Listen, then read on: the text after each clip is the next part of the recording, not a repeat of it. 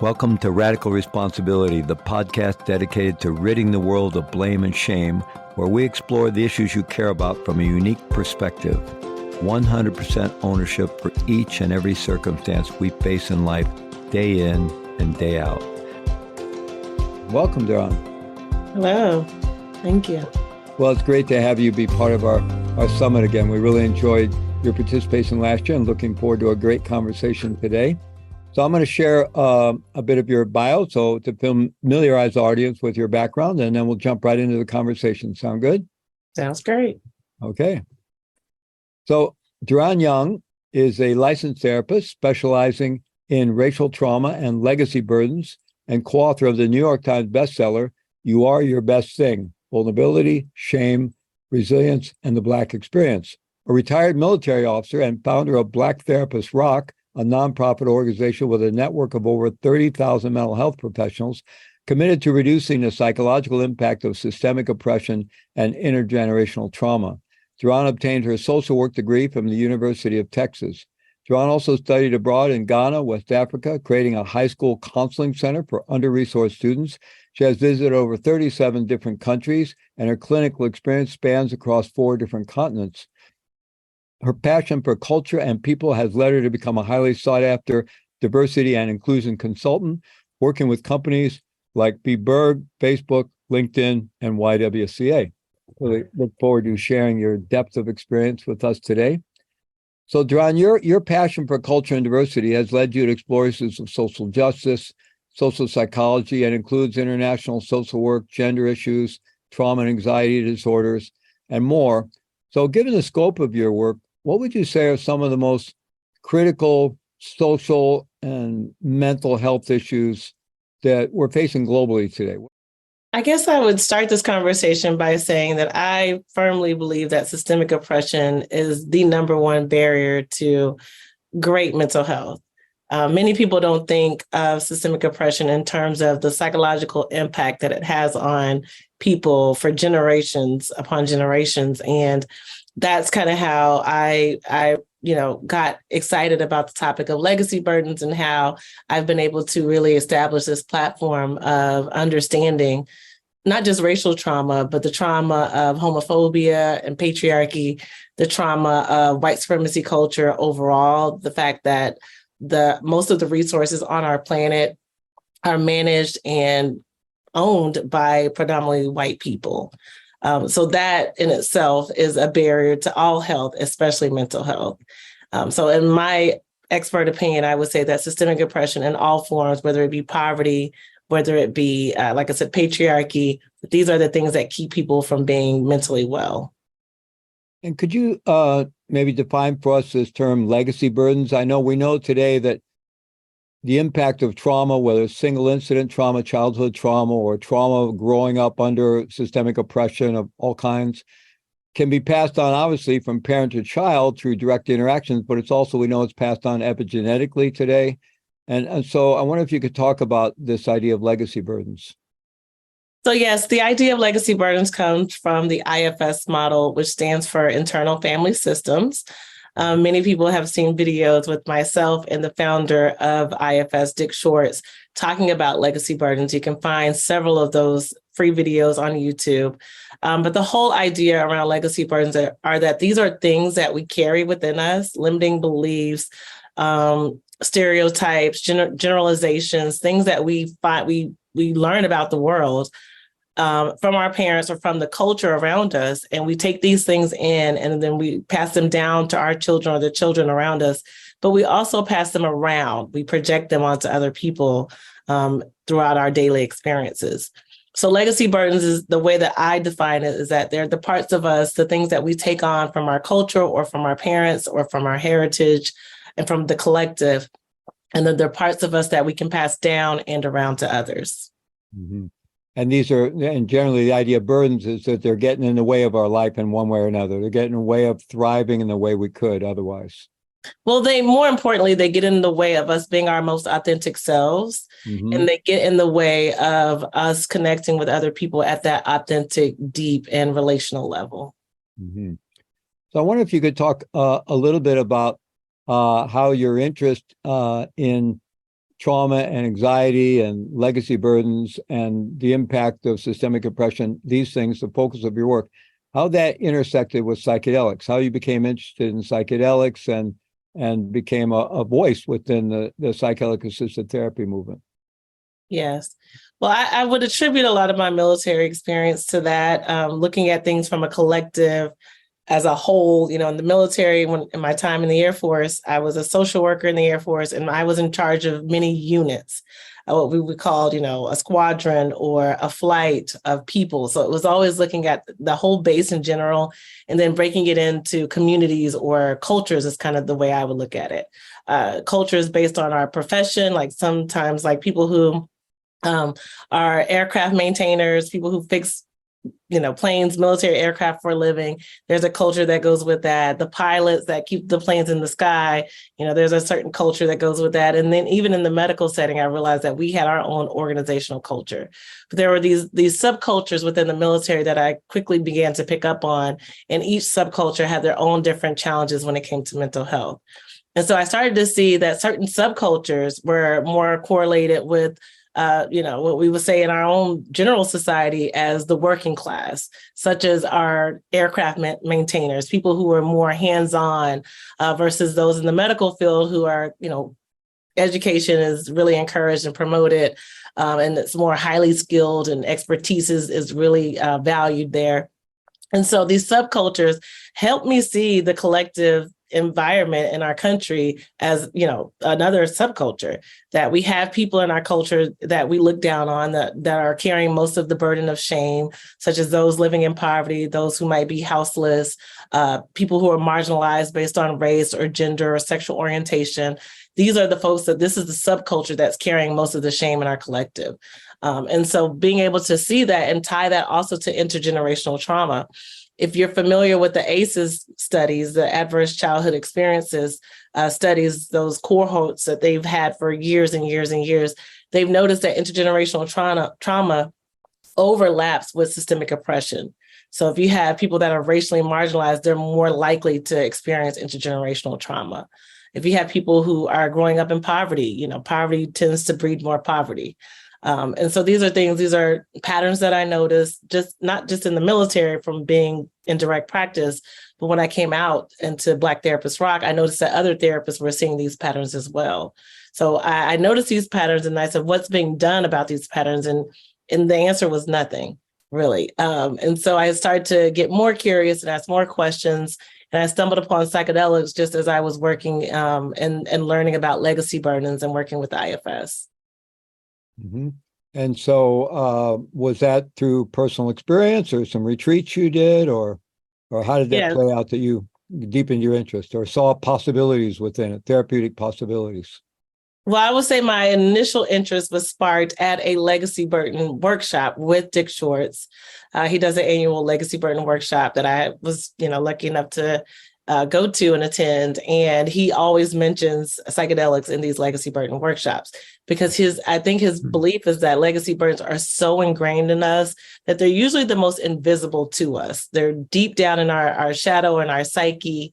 And it would take something like psychedelics in order to bring those things up and make it visible to our conscious mind. And so he played a video. It's a very infamous video of an MDMA study with a veteran who experienced a lot of combat trauma and also had childhood trauma, alcoholic father who he took on a lot of burdens around rage and depression. And so these burdens around anger and rage and depression were deep down in his kind of the deepest part of his psyche. And it was through an MDMA session that we were able to see him befriend those parts of him that took that on as a little boy. Mm-hmm. And so seeing that, when you see a video like this, it's very memorable. It stands out in your mind and you get curious. And so I got curious about the MDMA studies. I reached out to some people that were actually working on those studies. I started asking questions about how a therapist would get involved in psychedelics. And I personally stumbled also upon ketamine, which Dick Schwartz he's very vocal about having personal experience with ketamine. So my first entry into psychedelics was with Compass, which is a pharmaceutical company that does studies and trainings for therapists on mushroom therapy, which is psilocybin assisted therapy in the pharmaceutical world and in the research world. That's what it's known as. So I was trained in mushroom therapy, and then I was subsequently trained in ketamine assisted therapy, since it is the only currently legal, psychedelic assisted therapy that's available to the general public. So I got trained in ketamine assisted therapy, started working with Field Trip very closely, which Field Trip was a chain of psychedelic assisted therapy clinics around the world, and got to do a lot of great, amazing personal work, mainly in group settings, which I'm a big proponent of group work, which we'll talk about here in a bit, I think. But I had a lot of my own personal healing experiences and the patterns that I was noticing within myself that I'd been noticing in the world, for many years as a professional and intellectual.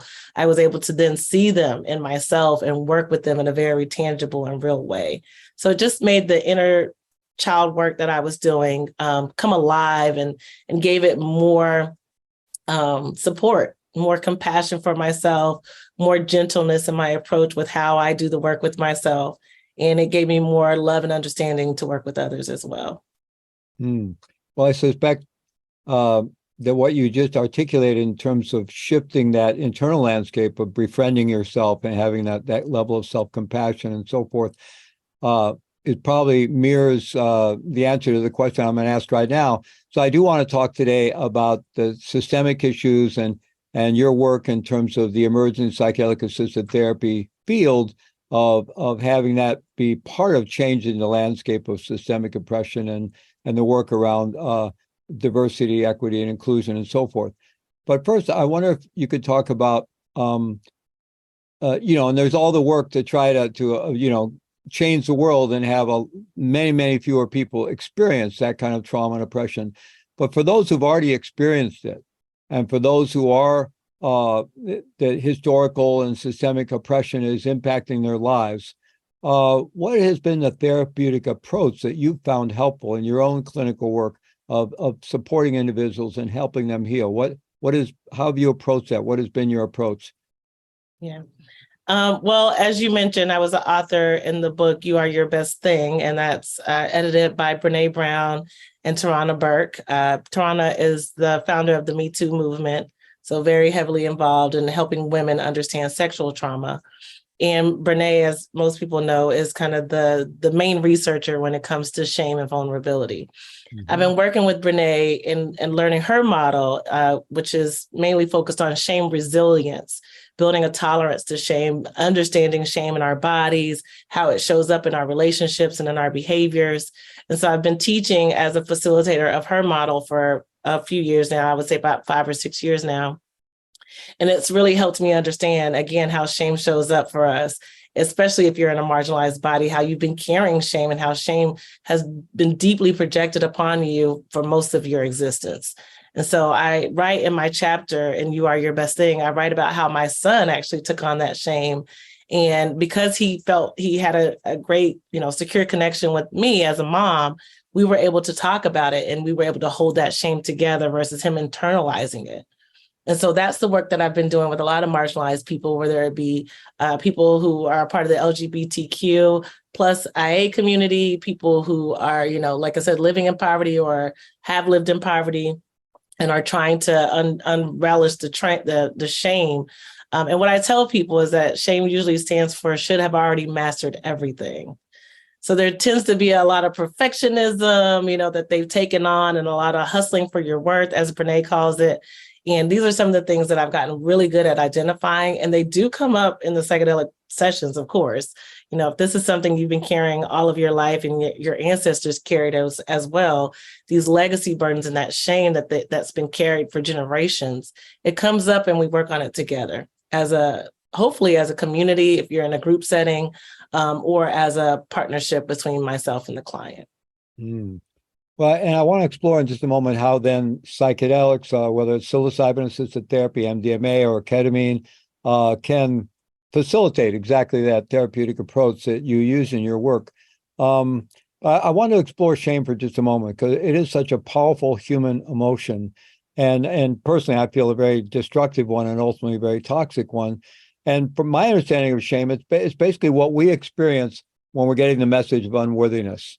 We don't belong, we're not wanted, we're not worthy. or the threat of being sort of kicked out of the family, the clan, the tribe, society. And unfortunately, we all get some dose of that growing up. And it's probably part of the human condition. And much more tragically, many people get way too much of it for all the reasons you described. But when we're forming our self-structure in early childhood, we form it out of whatever's around. And of course, the more stable and loving our upbringing, the more we have a well-integrated self-structure, we're probably higher functioning in life. And the less loving, the less stable our upbringing, the more our self-structure is not so stable, and we may end up and need a lot of therapy, or we're struggling in life. But the thing about shame is that it's such a powerful emotion that, and I think this is the case in some addictive patterns, and even in some kind of predatory behaviors and sexual addiction behaviors, people act out in some way unconsciously to get that hit of shame. Because when you feel that, it's like home ground. It's so familiar. It's an identifier for your sense of self. And it's like, okay, I'm home. That's me. That's me. And so it can become a deeply embedded structure that can just be very hard for us to escape. And so I'm wondering, in terms of your work, I love what you said about carrying that with your son, so he didn't have to carry it on his own and internalize that. So I'm wondering how you help patients kind of unwind that shame that maybe is deeply embedded in their sense of this is me. I feel that, oh yeah, okay, I know that, I'm home. And then maybe how psychedelics can facilitate that. Yeah. Well, in IFS, we call it a corrective experience. I think that's just a psychological term that IFS has actually just taken on. But corrective experience is important when you've had layers upon layers of trauma. You need a lot of corrective experiences to help you see the world in a different way, and to help you see yourself and experience yourself in a different way. So what you said is really, really spot on, that a lot of people believe, I am unlovable. I am, I will never be accepted. I will never, be able to live a life and not have tons of fear that I have to navigate every day, especially when you're in a Black and brown body and you're still living in a marginalized system. When you're marginalized systemically and you have to navigate those systems every day to survive, it can feel like this is it. This is me. This is what I deserve. This is how it's going to be for me. There is no hope. People can feel very hopeless in those situations. And what I love about psychedelic assisted therapy is, most people who are watching this may be familiar with the defense network mode, that psychedelics kind of relaxes our defense network mode and allows our amygdala that may have been in fight or flight, most of our lives, that allows that to just take a break for a little while so that the person can actually have a new experience. And the guide or the sitter that they're there with is the person who's going to facilitate that experience. They're going to be that loving parent, or that loving guide, and that hopeful pathway, that hope merchant, if you will, that allows the person to see deeper, to see more. Because the thing about systemic oppression and all trauma is that it restricts our capacity for perspective. It really restricts what we think is possible. And so, especially in the group setting, it's really beautiful because you have, more guides. You have sitters that are trained to hold space for people in a very beautiful way. And they have that more one-on-one connection or intimate connection. And then that is kind of contagious. It moves around the room, if you will. That energy is just flowing in that space. So it's been really beautiful to see predominantly Black spaces where people, have never been able to play or never been able to relax or never felt, good enough for affection. A lot of people are touch deprived. They didn't have affectionate parents that felt like it was safe enough for them to show and express love and care and nurture. And so when people are able to come into an environment where their brain is relaxed, in a relaxed state, and their body is in a relaxed state, and they're able to bring in all these corrective and new experiences, it changes the way they navigate, and it changes the way they see themselves. And so to not only do this with, marginalized people, but therapists, healers and professionals, healthcare professionals that are caring for other people, it just extends that healing in waves throughout the community, in my opinion. Wow, beautifully expressed. And my sense of, and different psychedelic medicines work in different ways, but one of the things that seems to keep us really stuck in our lives is, we all have a deep need for identity. There's nothing wrong with that, but often our identity becomes one that's, not so functional. It can be negative. And we just said, well, that's just the way I am. That's just the way life is. It's not going to change, what we might call a fixed mindset. And then that can really keep us stuck. Even you can get in lots and lots of therapy, but it's too threatening to change, because if I'm not that, who would I be, right? And so it seems like psychedelics create an environment, and maybe, as you're saying, the group work would really facilitate this, of a sense of safety, where there's a kind of loosening of the self-structure a little bit in a safe way, that it opens up the landscape enough that people could have these corrective experiences, and it could almost be a reparenting process where you begin to weave a more functional, more affirming, more empowered sense of self than the one that you were hanging on to before, because it's the only one we had. Right. And I've also seen that be really powerful. We have a MLK weekend retreat that we do, and it's BIPOC plus allies and LGBTQ folks. So it's a really great way to bring folks that are, very invested in being advocates and allies against anti-oppression or anti-oppressive leaders, if you will, people from different communities and backgrounds that come together and have these conversations about anti-oppression. And during that weekend, it's like I said, we have about 4 or 5 BIPOC folks, we have 4 or 5 allies, and we have 4 or 5 queer people there. And we talk about how we can hold space for each other. And just because I've always been considered a cisgendered person who, was not previously aware of my own privileges and the power that I hold within that identity, now I can be more. I can be, more for myself and for others. I can carry this identity in a way that's actually helpful to the planet. Instead of carrying guilt or shame around this identity that, I have privileges someone else doesn't have, I can use the power behind those privileges to help create a more just and equitable world. Well, that's a really powerful statement you just made, because I think in terms of the broader societal understanding, because the initial awareness of privilege and kind of some kind of self-education, be educated with others by others around the reality of privilege, can be quite painful thing for people to look at and experience a lot of resistance. And if there's and sometimes I think maybe people assume that, well, they're just going to have to feel, that's something they're just going to have to perpetually feel bad about. But if there is a journey through that to deal with those emotions and feeling the burden of that and feeling the impact privilege has on others, but then some way to a more transformative place where you can hold your identity in the way you just described so beautifully, in a way that's more conscious and isn't negatively impacting others so much. But it doesn't mean you have to sit and stew in shame either. So you described a beautiful journey there. Yeah, it's been a beautiful journey for me, for sure. Well, that sounds like, it's such a wonderful introduction into the work of diversity, equity, and inclusion. And, we're in kind of, the psychedelics have been around forever. Plant medicine's around for millennia, and we've had various waves of the psychedelic kind of movement. But this latest psychedelic renaissance, and very importantly, the psychedelic-assisted therapy field, which is arising within it, and we're very near the rescheduling of MDA, likely for therapeutic use, and maybe psilocybin not long behind that. I think both have already been rescheduled in Australia. There really is a whole new field emerging, and we're talking about, I've heard anywhere from that we need to train 10,000 therapists to where we need to train 100,000 therapists to make this medicine available at scale for people, and find ways to do that are accessible and equitable and so forth.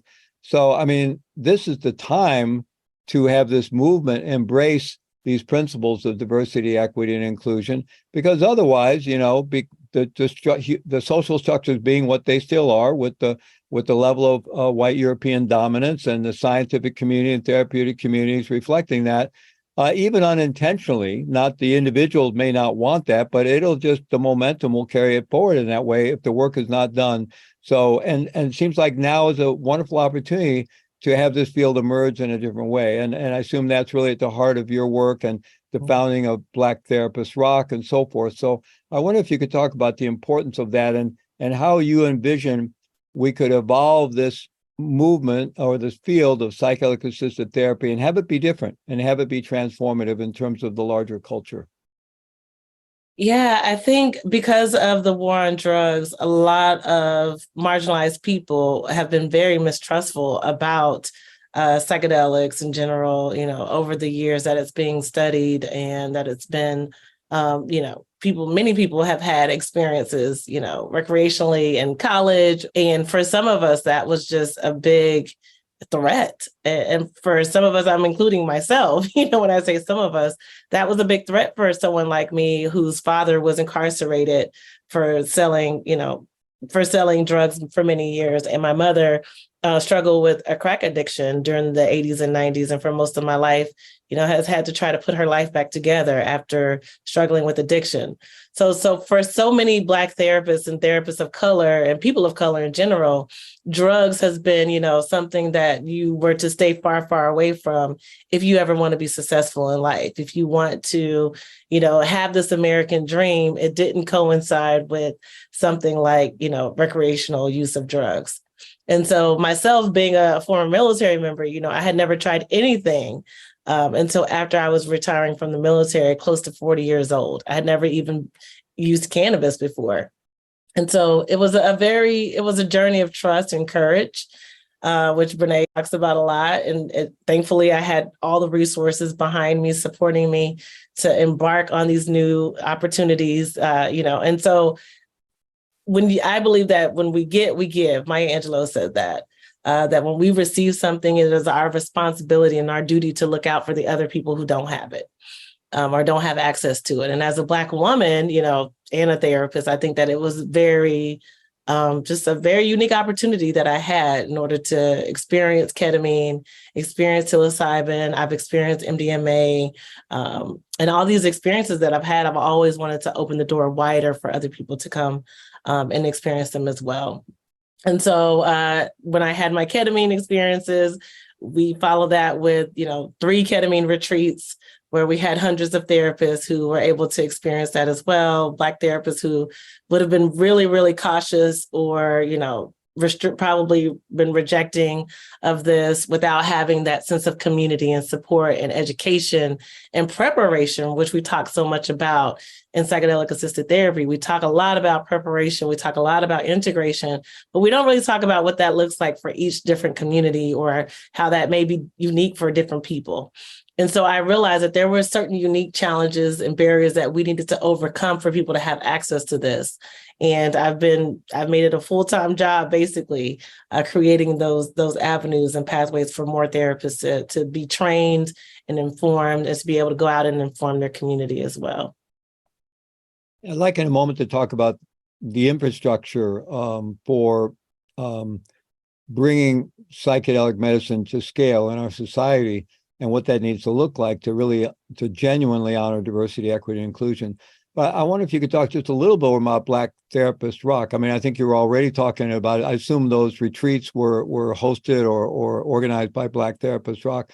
But I wonder if you could talk about, just the world of Black therapists, if you will, because they carry all the same burdens that people of color carry for all the reasons you've spoken about.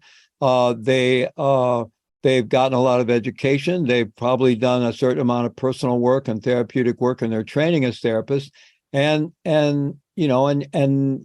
they're working and maybe primarily working with people of color. Not always the case, but they're working in worlds where there's a lot of trauma and a lot of so.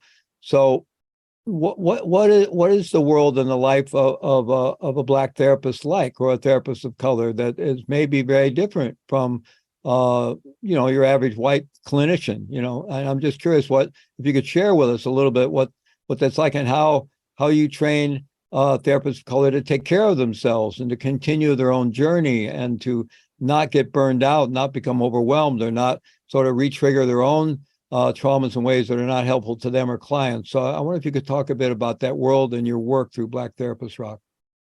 Yeah, the thing about legacy burdens is they're so invisible and they're everywhere. So the legacy burden of white supremacy culture, I like to say one of the breeding grounds is our healthcare industry. Because we are a profit-based healthcare industry, we do tend to see a lot of legacy burdens around materialism and white supremacy culture and patriarchy. And so the typical Black therapist is dealing with a great amount of racism, usually, even within their own workspaces. that's actually what inspired me to create Black Therapist Rock. I was a Black therapist in the military, in the Air Force. And I just so happened to also be a high-ranking officer within the organization. And there was a lot of racial tension as Trump was being elected as, commander in chief.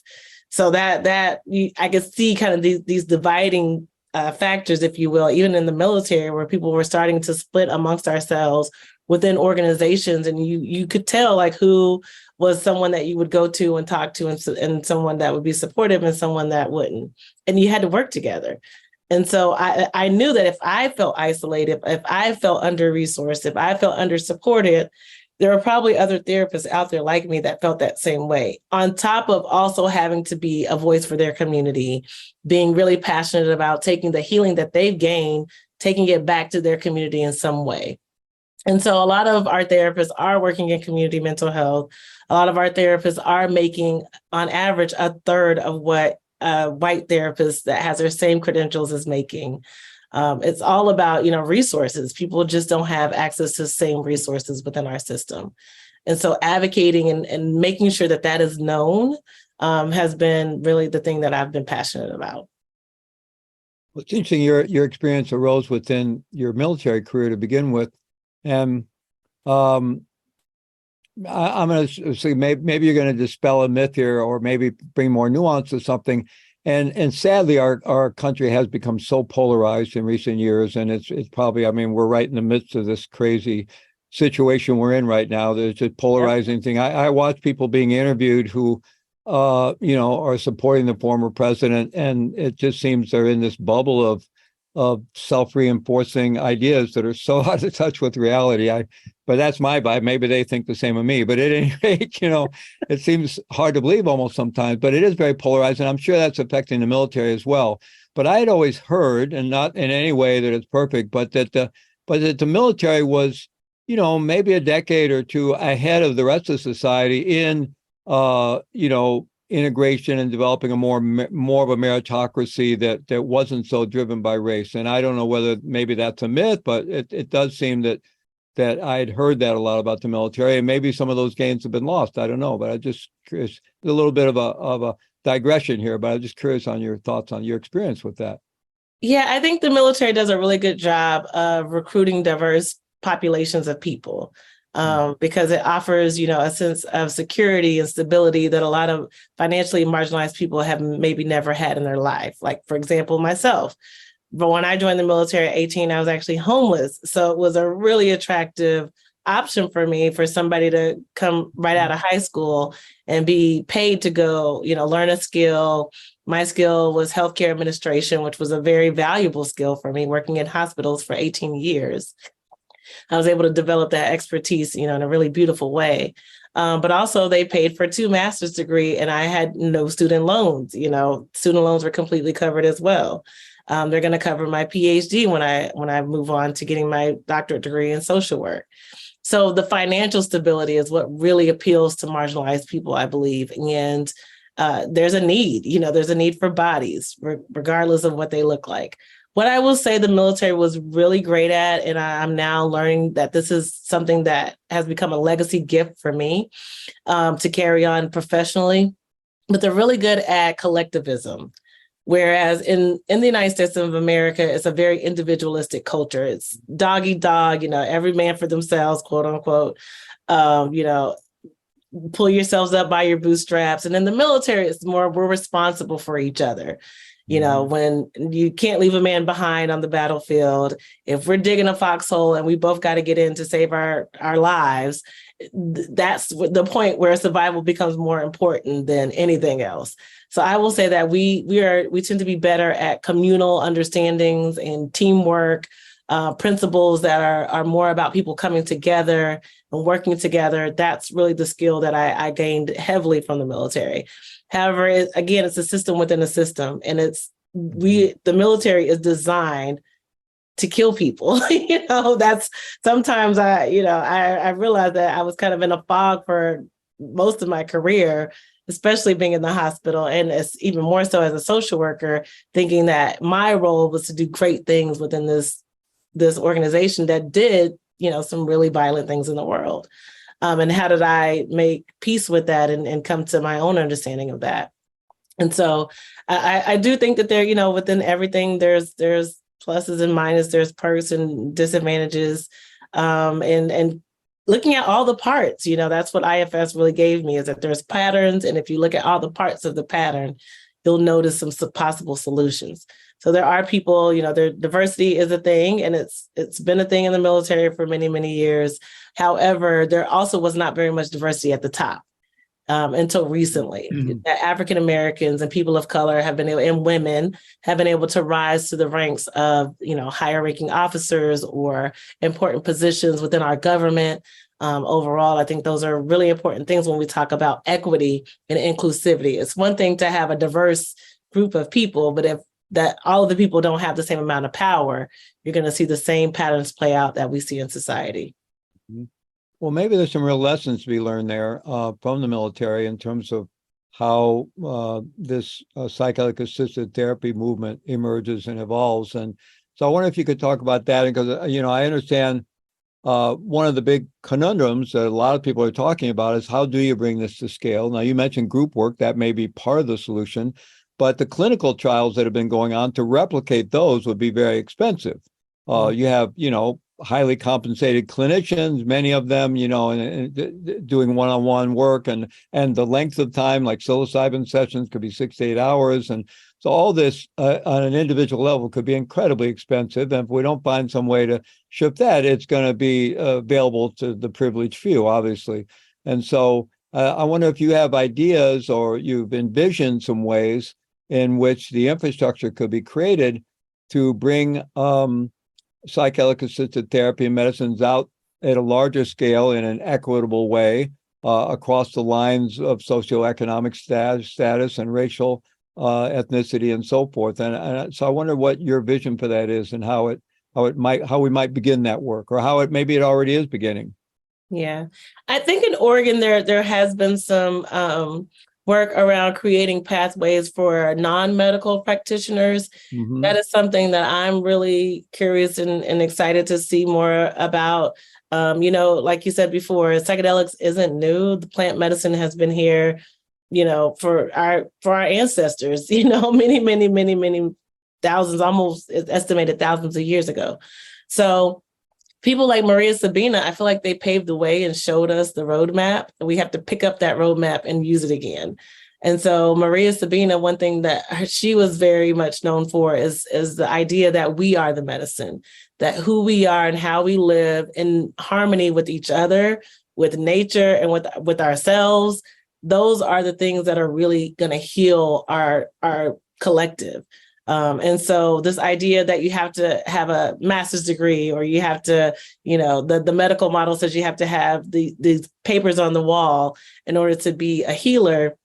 I think the medicine is going to challenge that, as it always has, because that's not how any of this started in the first place. The traditional healing people, the traditional medicine folks, were just regular lay people who learned from their family or from their village or from their community and had been appointed by the people. And so I'm curious to see what that will look like in conjunction with the medical model. Some people say that they don't think it's possible. I really am optimistic that we can work together. Mm-hmm. So among people of color, African Americans and Latinos, particularly probably in less resource areas of our major urban centers and cities, as well as some rural areas, like how do they access mental health services? Now, I know, sadly, and a lot of my work is in the criminal justice field and public safety field, in our prison systems have become the major mental health provider in this country. Yeah. But apart from ending up in jail or prison and receiving some kind of treatment there, how do people with less resources and people of color access mental health services? Are there local community clinics or county level clinics or state or cities, or what does the infrastructure look like in the less resource parts of our society in terms of mental health care? Yeah, I would say that our community mental health centers, which is what you're describing, in every large area, there's usually, some system that's set up for mental health. And in those community mental health centers, you usually see people that are what we call severely mentally ill. So that's your psychosis or schizophrenia, bipolar disorder, et cetera. And typically people don't get help until it's really, really bad. When things are when they're in crisis, or they can no longer function either academically or at work or in their family, whatever the situation may be. And so there's not a lot of prevention-based programming at those community mental health centers, because they're trying to put out as many fires as they can. Also, our community mental health systems aren't really resourced well. They're usually given, they're paid the least. They have, the largest caseloads. You might have a therapist that, has 50 or 60 people on their caseload. So they're not really set up to succeed, in my opinion, the way that our system is set up based on hypercapitalism. And so when people aren't set up to succeed, they start to look for other ways. And I think that's largely why we have what we call, quote unquote, the underground world of psychedelic practitioners that are going out. They know that this medicine is helpful. They know that it actually can help people, navigate life in a much more operational way.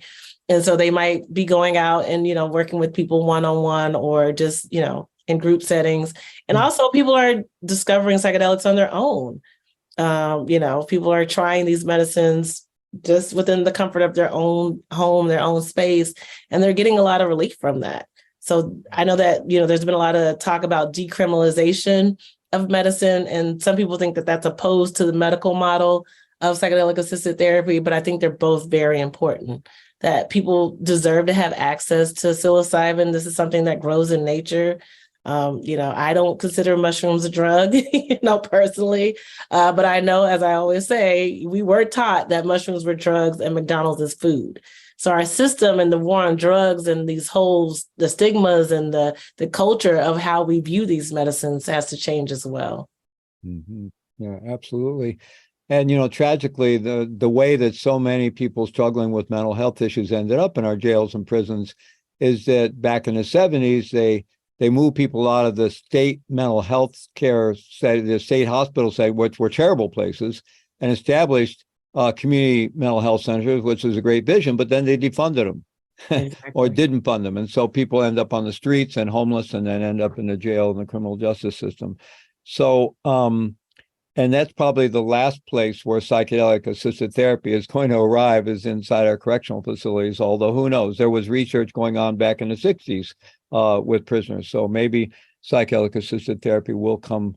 If I can add to that, one other thing I would say that I always try to promote is our 12-step model.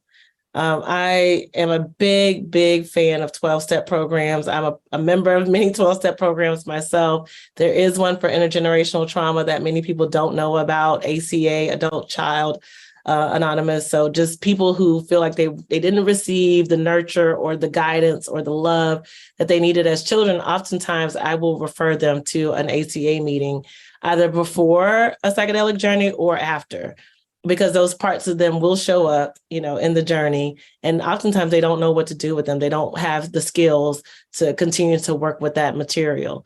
And so ACA is another big thing that I like to really promote. And any 12-step program is a great start. If you're looking at how do I integrate the things that I've been working on, just get into any type of program that will help you look at your connection to yourself and any higher power that you might need to have supporting you on this journey, I think is great. But the other thing that many people don't know is that Bill W. himself was inspired to create a 12-step model, AA, the first 12-step model, after an LSD trip. So some people think addiction and psychedelics don't go together, which the research has definitely challenged. But I say that we all just need to get informed, and try the different opportunities and programs that are available to us. And as healers and folks who are informed, it's important for us to know what's out there and what's available for folks on a various spectrum of resources available.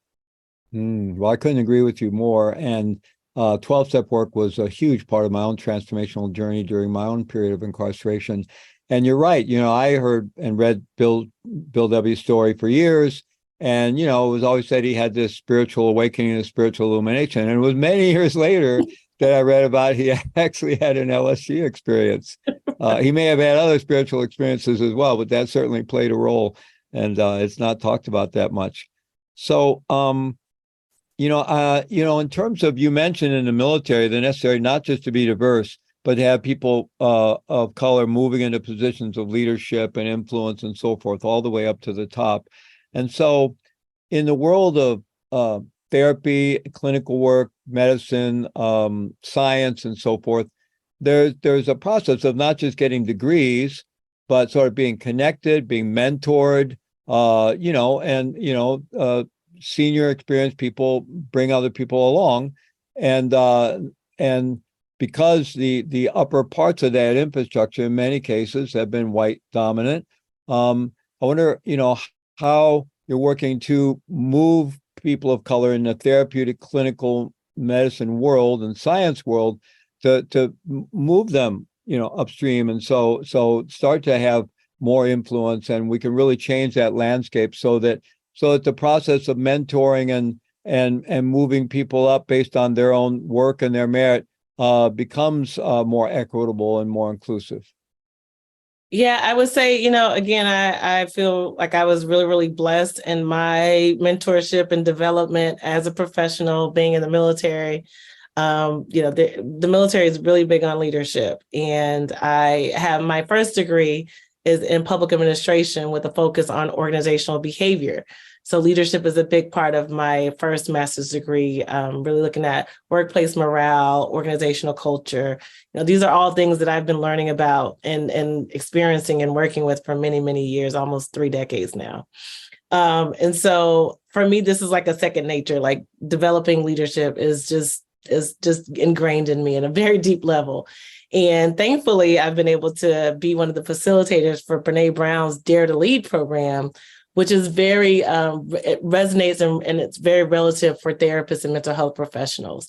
So now at Black Therapists Rock, we do 4 cohorts of Dare to Lead trainings every year, where I mentor a group of therapists around how to show up, how to be courageous, how to challenge yourself when you feel vulnerable, and also how to receive support and take in that shame resilience aspect that we all need as leaders. In order to show up and be brave and courageous, you're gonna have some times where you fall and you're unsure or you're not uncertain, and you need to remember that you're never going to master everything. That although that shame comes up, you are who you are and you belong wherever you are. And so again, we do 4 cohorts of Dare to Lead a year. We are now having 1 cohort specifically for those that are interested in psychedelic assisted therapy and psychedelic practitioners. And then we often have lots of opportunities that I have access to, and we try to always encourage them to take, get involved in the leadership level, whether it be through MAPS or any other company or organization that's offering programs and services. Well, you've partnered with both Brene Brown and Dick Schwartz, the founder of Internal Family Systems. And, I think they're 2 wonderful examples of people who, through their own work, have achieved a lot of influence and positional power in their fields, and both acclaimed authors, and they're both very committed to this work. So I think that's that they present a real model for how all of us can embrace the responsibility and the ownership to co-create this much more diverse, equitable, inclusive world that we all long for and that we need desperately. Yeah. I mean, in a white supremacy culture, it's going to be white people who have most of the access to everything when it comes to leadership and opportunities. Mm-hmm. So it will require white people to, listen to marginalized people, to seek out marginalized people, and to also advocate for us to have those positions of power and respect and authority as well. Absolutely. So I wonder if just anything else you'd like to offer in terms of how you envision the future, like whether in terms of, kind of the infrastructure of psychedelic assisted therapy or particular therapeutic modalities that could really address some of the core chronic mental health issues, or just kind of what do you envision what are your hopes for the future? And Well, my hopes for myself personally and professionally, I'll share a little bit about that and how that expands the vision of Black Therapists Rock. I am hoping to start my own PhD at University of Houston with Brene Brown, under the mentorship of Brene Brown. here in the next 1 or 2 years. And my dissertation, I'm hoping, will be about the ability to emphasize shame resilience and psychedelic-assisted therapy for marginalized people. So specifically looking at studies, I think we need thousands of studies on just marginalized people because we have not had those. Just looking at how this medicine and the understanding of shame can help empower our communities in a very real and important way, and how that will, make a more balanced world for all of us, that all of us will be able to right-size ourselves, as we say in 12 steps, that me as a Black woman will no longer have to feel like I need to bow down or be submissive to someone who's traditionally been in a role or been put into a power position of superiority above me. And so we can all start to challenge each other and right-size each other and be with each other in a very authentic and deep and relational way. It's a beautiful vision. So, and I'm excited about that possibility of you completing your doctoral work, mentored by Brene Brown. That I'm sure there's going to be a wonderful, possibly many books that'll come out of that, and really some really good work that'll support all of us in growing and evolving the kind of society that we want to co-create. So thank you so much, Daran, for the incredible work you do, and for being willing to be part of our summit and the contributions that you're making. So thank you so much. Thank you.